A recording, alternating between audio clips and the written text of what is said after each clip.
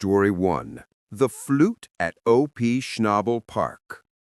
I'm 22 now, living in San Antonio, Texas, but this unsettling story happened when I was 18, during my senior year of high school, right as COVID started to explode. Despite the widespread shutdown and everyone supposedly quarantining, my friends and I were going out more than ever.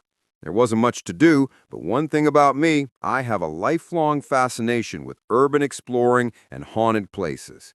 I don't scare easily. I've had encounters with homeless cults and even a gun pointed at me, but nothing compares to the bizarre and truly creepy instance I stumbled upon that night. Around that time, I started seeing Clarissa.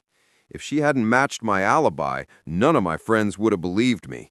I somehow convinced her, a relatively new girlfriend, to explore a wooded natural park at 3 a.m. The park, O.P. Schnabel, is scenic and safe during the day, but at night it's dangerous, with police often blocking the entrances. It has a grim history. A 24-year-old woman was brutally stabbed over 20 times here in 2016, and in 2021, a boy exploring the woods was shot. We reached the park around 3 a.m. It was super eerie and pitch black. The trees did a great job of blocking the moonlight. I prefer to keep my flashlight off so my eyes can adjust to the darkness, and more importantly, so no one can spot my light from a distance. After walking the main trail for about 15 to 20 minutes, I felt an odd, creepy silence. I knew a dirt trail that looped back to where my truck was parked, and I suggested we take that shortcut. Clarissa agreed. We were only about 2 minutes into the off-road trail when suddenly a flute began playing out of nowhere. Clarissa and I froze, staring at each other, just listening. Whoever was playing it was perfectly in cadence, and the melody sounded like a complex piece of music. But despite any perceived skill, it was creepy as hell. I don't scare easily, but 15 seconds into the solo, Clarissa started trembling with fear, on the verge of crying. When she began praying to God to save her and forgive her sins, I realized the severity of the situation. The sound was impossible to pinpoint. It seemed to be coming from the direction of the main trail, about 50 to 70 yards away through the woods, yet it was getting louder and closer, to the point where it sounded like it was right on top of us. Clarissa was paralyzed by terror, so I knew I had to take charge. Trying to sound brave, I told her, "Don't worry, I won't let anything happen to you," and urged her to run deeper down the off-road trail to escape. We broke into a sprint. I think the flute stopped playing, but I was focused only on getting the hell out. We got only about 30 feet before we heard the crashing of bushes and the snap, and then something massive dashed across the trail right in front of us. It could have been a deer, but it was so strange. I could almost feel the size of it from the displaced air. The only thing is, I never saw a silhouette or shape. Stranger still, I didn't hear it coming, and I didn't hear it run away. Only the single violent dash as it crossed directly in front of us. We immediately turned around and bolted back the other way. As soon as we reached the spot where we first heard the flute, it started playing again, loud and right on top of us, as if the player had been waiting for our return. This time it was almost chime-like, sounding like an Irish jig, but still perfectly in cadence. However, it was impossible to pinpoint. The sound was simply surrounding us. My fight-or-flight instincts kicked in. We were trapped. Our options were the darker, dense off-road trail where we'd heard that terrifying dash, or the main concrete trail where the psychopath with a flute was. We chose the main path. I grabbed the still trembling Clarissa and told her, "Let's run back to the truck down the main trail." The adrenaline helped us cut the 20-minute walk into a 7 to 8-minute run. Somewhere along the way, the flute stopped. Halfway back, I freaked out seeing a random porta-potty, terrified someone might be hiding inside, but thankfully there was no sign of anyone. In fact, my truck was the only vehicle there. We made it to the truck, and I sped away from there. The next day, I told all my friends and searched the internet relentlessly. People claimed to encounter ghosts or cults or animals making terrifying noises, but a soft, rhythmic flute solo? I found nothing. I considered all possibilities. There are houses at the far edge of the woods, but they're miles away, too far for the sound to be that clear at 3 a.m. I never found out who was playing that flute or what dashed in front of us. I actually get chills writing this. The more I think about it, the more it seems paranormal rather than tangibly scary. I'm really hoping someone has a rational explanation. Either way, I never went back to those woods at night again. Story 2. Night Terror in the Hospital. I'm a 20-year-old guy working as a pharmacy technician at a medium-sized hospital in northwest Alabama. My shift is an early night one, from 6 p.m. to 4 a.m., and I'm also in charge of stocking the surgery rooms. My schedule is 7 days on, 7 days off. This happened on my 6th night, a Tuesday. I left work a little early to stay with my wife at her aunt's house, about 30 minutes away. She was babysitting her little cousins, and since the house didn't have curtains, she felt extremely anxious and uneasy on her last night there. I didn't go sooner because I'd get there around 5 a.m. and go straight to sleep, but her anxiety was so bad I told her I was coming over. Working the night shift for 2 years has given me slight insomnia. After getting to my wife's aunt's house, I simply could not fall asleep. This wasn't new, but I'd never been awake for more than 28 hours before. On top of that, we had a huge day ahead. Dropping off her cousins, a gender reveal party, grocery shopping since she'd been away, and I had to be at work at 6 p.m. I managed to sleep for less than 10 minutes in the car. I fought off the sleepiness with a huge Red Bull and another energy drink once I got to work. My wife drove me because my brakes needed changing, and neither of us trusted me to drive after more than 24 hours without sleep. It was hour 38 at this point. The shift on Wednesday night started fine. I kept busy, stocking meds in the Omnicell machines in the operating rooms with my earbuds in, listening to music. Since it's not uncommon for surgery personnel to come in and grab something, I usually turn around to smile at them. I was in my own world when I heard the door behind me open with that distinct, high-pitched squeal of an unoiled hinge, followed by the loud crash of the heavy wooden door shutting. I turned around to see who it was, but no one was there. I brushed it off, thinking maybe they saw me and just went to another room. As I pushed my cart to the next room, the light was off. I opened the door and swear I saw someone hunched over the Omnicell machine, digging through the sharps bin, where needles and vials are disposed of. Someone had been caught doing that for morphine and was fired. I flipped the light on, ready to ask what they were doing, but no one was there. Okay, now I was getting freaked out. I told myself I was probably just hallucinating from the lack of sleep and needed to calm down.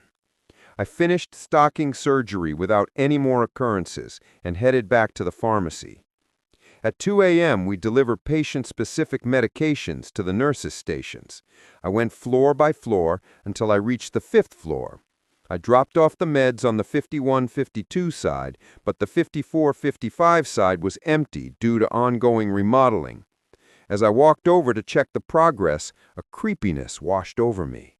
No nurses, no patients, just long, empty hallways.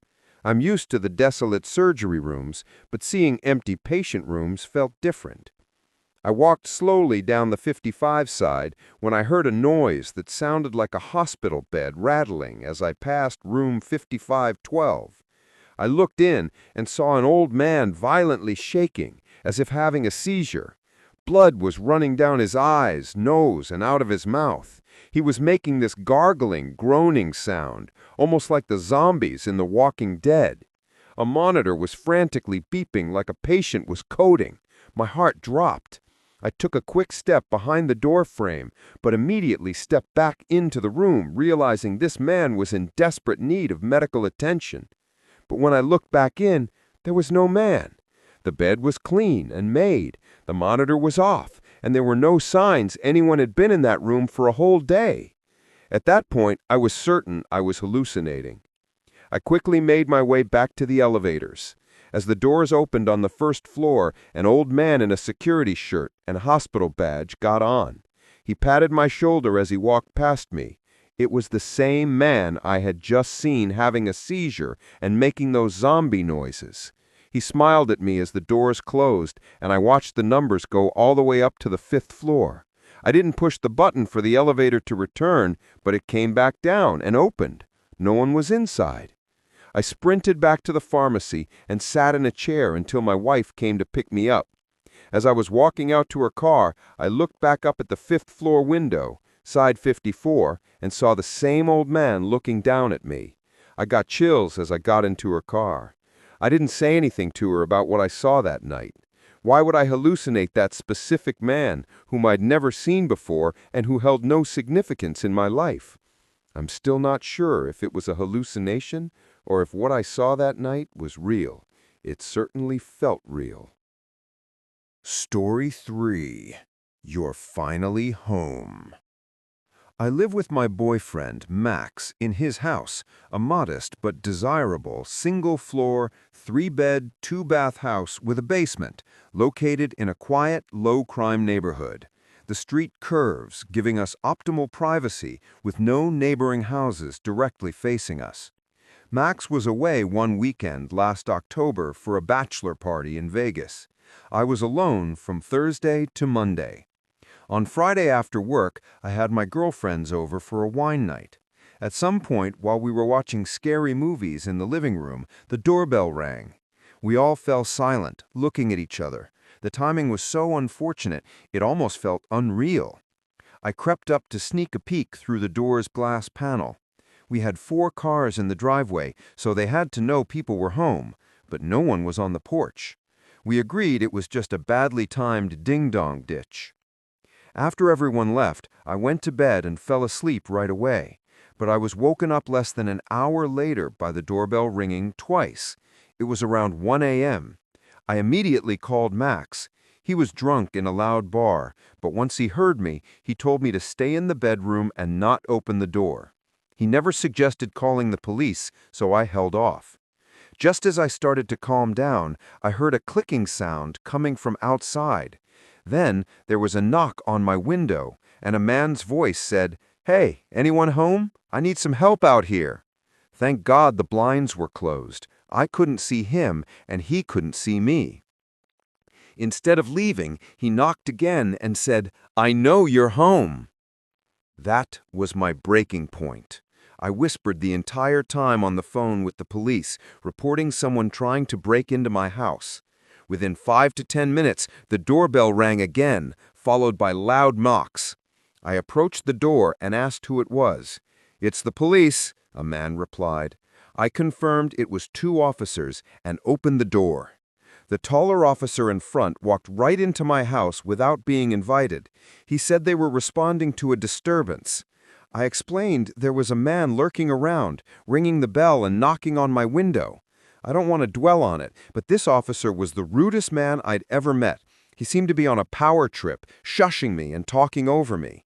He didn't take my claim seriously, asking me details I'd already clarified, such as what the man looked like, when I'd stated I hadn't seen him. The officer actually told me, "Well, you're the one who called us, ma'am. If you don't want our help, we can leave." I was completely taken aback by the lack of professionalism. I apologized and said I was just scared. The 2 officers did a quick, perfunctory check around the house with their flashlights.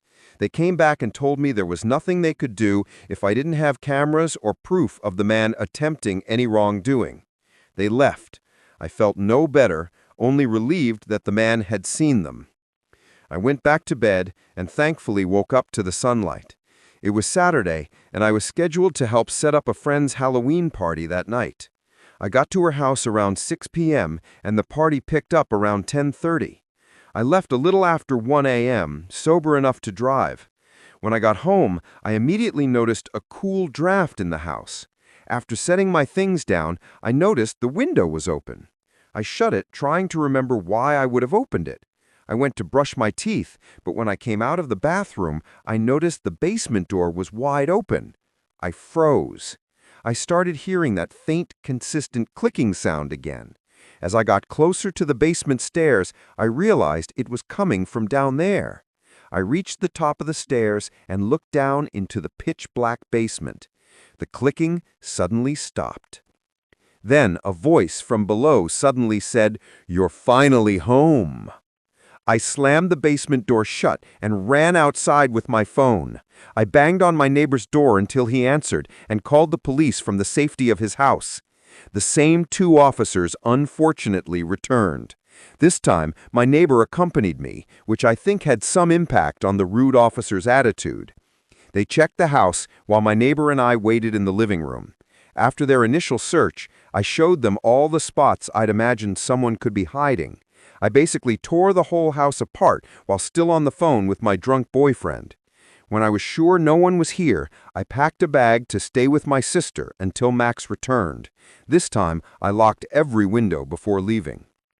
The main takeaway from my story is this: if you have windows that open wide enough for someone to crawl through, make sure they're always locked when they're closed. We still live in this house today, but for a few months I refused to be alone for extended periods. I still have PTSD from this, and sometimes I have nightmares where I hear knocks at the window before I wake up.